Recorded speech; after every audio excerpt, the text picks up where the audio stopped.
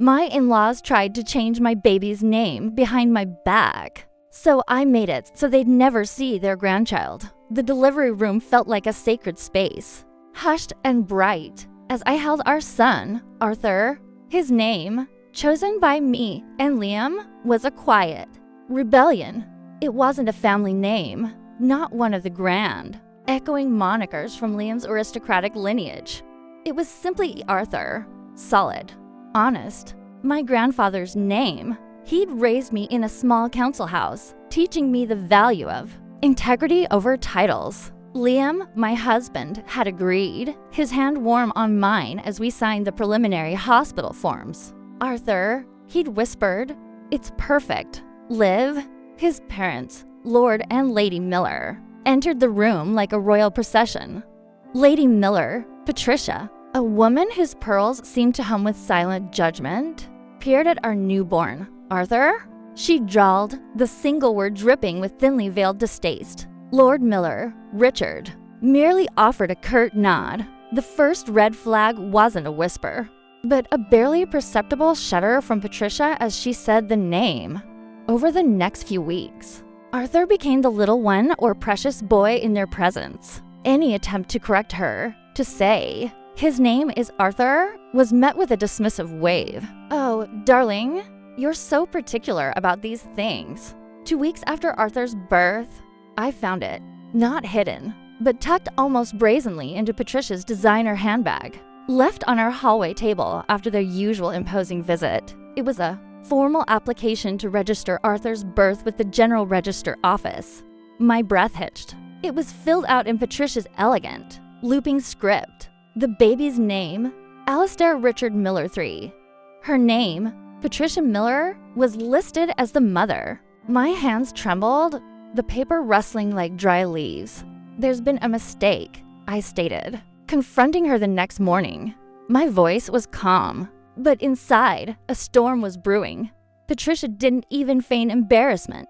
She simply steepled her fingers, her gaze unwavering. "Olivia, darling, we discussed it. Alistair is such a strong family name. Arthur could be a sweet middle name, perhaps. We believe a Miller heir deserves a name that echoes through generations." "We never discussed anything," I replied, the calmness cracking. "And I am his mother."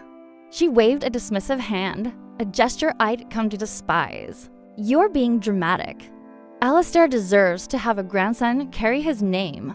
It's for his future standing, really." That's when I realized this wasn't a mistake. It was a calculated coup. Richard had already commissioned bespoke stationery for Alistair R. Miller III. Patricia was already telling their Mayfair social circle. Their grandson was named after his illustrious great-grandfather. She'd even ordered a custom-embroidered cashmere blanket with little Alistair. It was as if Arthur, my son, simply didn't exist. When I confronted Liam, he looked genuinely shocked, his face paling as I showed him the forged application. They said you'd agreed to reconsider the name, Liv." He looked so utterly bewildered that, for a moment, I almost felt sorry for him. Later that night, I overheard Patricia on the phone, her voice carrying clearly through the thin walls of our London flat. "Honestly, that name is simply common. It wouldn't do for a Miller heir. Richard's already spoken to his solicitor about getting it changed. New mothers are so emotional. The courts will understand." I pressed record on my phone, every damning word captured. The next morning, I drove straight to the Westminster Register office and officially submitted our correct birth registration form for Arthur Liam Miller. The clerk confirmed it was legally filed. Then, I called my cousin, Daniel, a sharp barrister specializing in family law.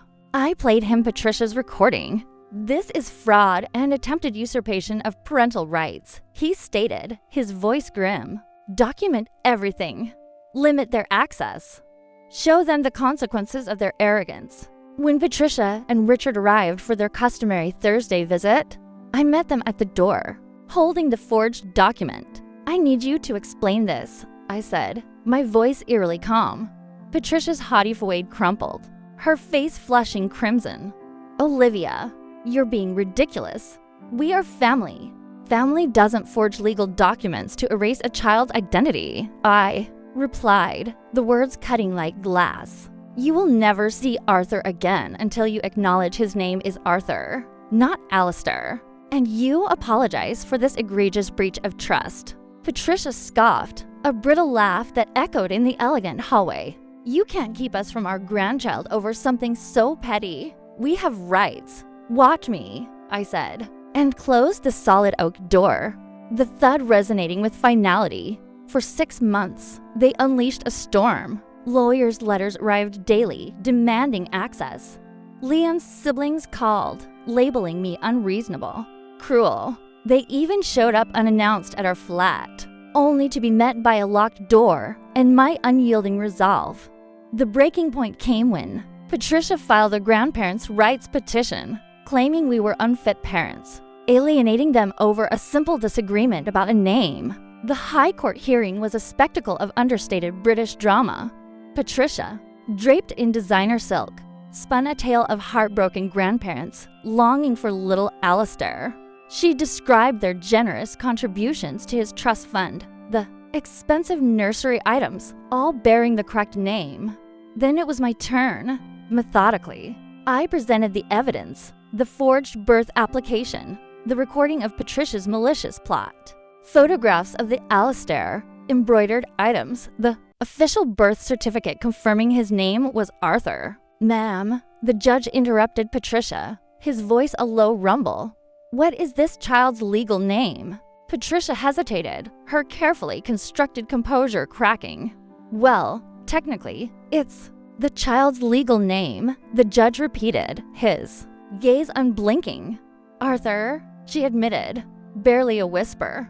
The petition was dismissed. The judge's words were a cold, calculated dissection of their arrogance. He noted that attempting to forge legal documents and circumvent parental authority constituted grounds for restricting access, not expanding it. He hinted at more severe consequences if they persisted. In the hallowed halls of the Royal Academy of Arts, amidst the hushed reverence for masterpieces, the Millers were preparing for their annual benefactors gala. They were desperate to secure an exclusive acquisition for the Academy from the anonymous art consultant, A.H. Knight, a rising star whose private collection was the talk of London. They knew A.H. Knight was a woman, but her identity remained a closely guarded secret. They fawned over Liam, hoping he could leverage his connections. They had no idea A.H. Knight was Olivia Hayes.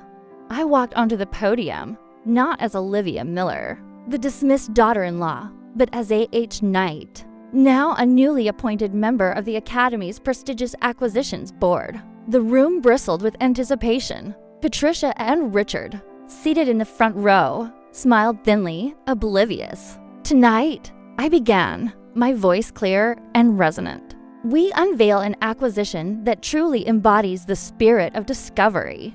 A piece whose true value lies not in its perceived lineage, but in its unexpected origins and the defiant spirit of its creation. I gestured to the covered masterpiece.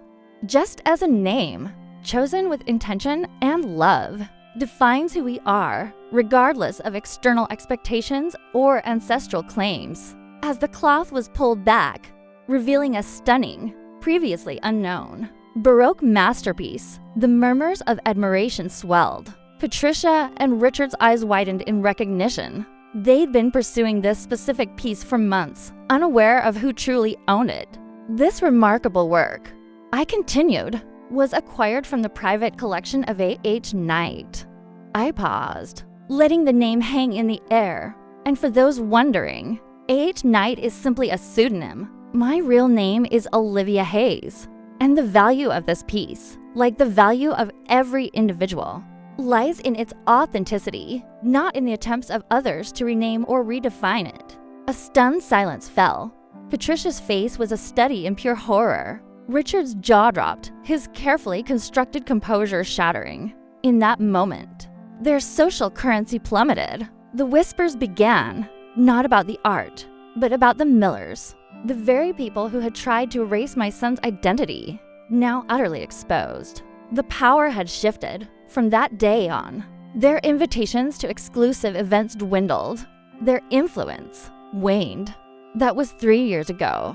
Arthur starts preschool next month.